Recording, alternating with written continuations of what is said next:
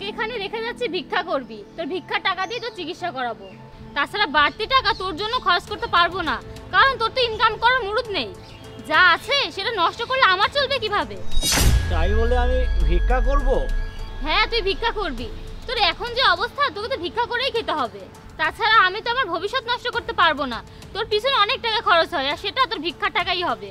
আর আমি তোকে ভিক্ষা করতে বলেছি, এই কথাটা তুই কাউকে বললে আমি তোর খাবারে বিষ মিশিয়ে তোকে মেরে ফেলবো।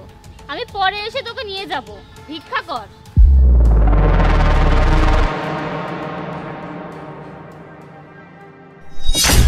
আরে তুহিন ভাই, আপনি ভিক্ষা করছেন? এসব কি? কে আপনাকে ভিক্ষা করতে বলেছে? ভাই কেউ বলেনি, আমি তো কাজ করতে পারি না, তাই ভিক্ষা করছি। কিন্তু আপনার তো কোনো কিছুর অভাব নেই, আপনার তো বড় ভাই আছে। তাহলে আপনার বড় ভাই কি আপনাকে দেখে না? না না ভাই, আমার বড় ভাই অনেক ভালো।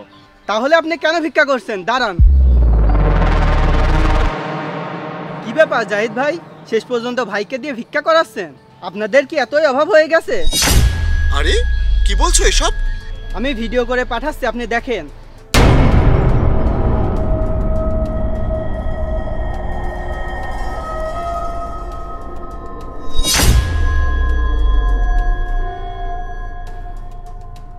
কি ব্যাপার, তোমার এই পঙ্গু স্বামীটা আজকে কোথায়? তুমি যে আজকে আমাকে বাসায় ডেকেছো।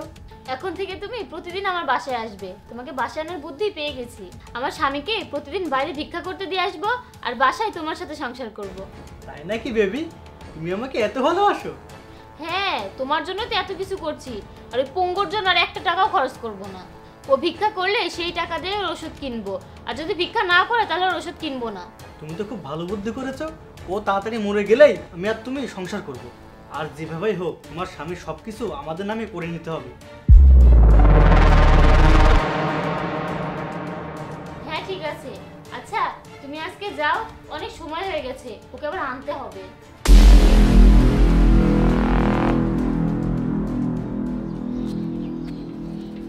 আরে তুমি তো অনেক টাকা পেয়েছো, ভালো বুদ্ধি করেছি।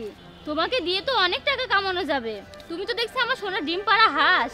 হ্যাঁ ঠিকই বলেছো। আমার ভাই তোমার সোনার ডিম পাড়া হাঁস। ও যখন সুস্থ ছিল তুমি ওকে বিয়ে করেছিলে ওর টাকা আছে দেখে, আর এখন ও অসুস্থ তবুও তুমি তোমার স্বার্থের কথাই ভাবছো। তুমি ওকে ভিক্ষা করতে দিয়ে গিয়ে বাসায় প্রেমিক নিয়ে ফুর্তি করছো। ভাইয়া আপনি এসব কি বলছেন? আপনি বড় ভাই হয়ে এমন নোংরা কথা বলতে পারলেন? আমি যা বলেছি সেটা সত্যি, আর সত্যি কথা বলতে তো কোনো লজ্জার কারণ নেই। আমি নিজের চোখে দেখেছি তুমি তোমার প্রেমিককে নিয়ে ফুর্তি করছো আর আমার ভাইয়ের মৃত্যু কামনা করছো।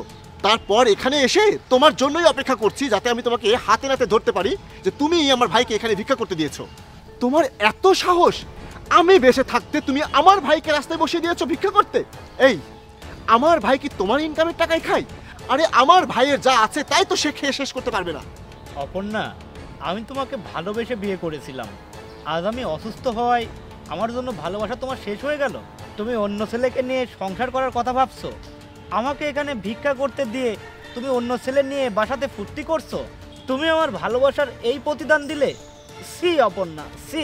তোমার মতো এমন জঘন্য মেয়েকে আমি ভালোবেসেছিলাম, এটা আমার ভাবতেও কষ্ট হচ্ছে। আর তোমার ওই প্রেমিকের কথা শুনে মনে হলো সে তোমাকে আমার ভাইয়ের সম্পত্তির লোভেই ভালোবাসে। এই তুমি যাও, তোমার ওই প্রেমিকের কাছেই যাও, দেখো সে তোমাকে কতটা ভালোবাসে।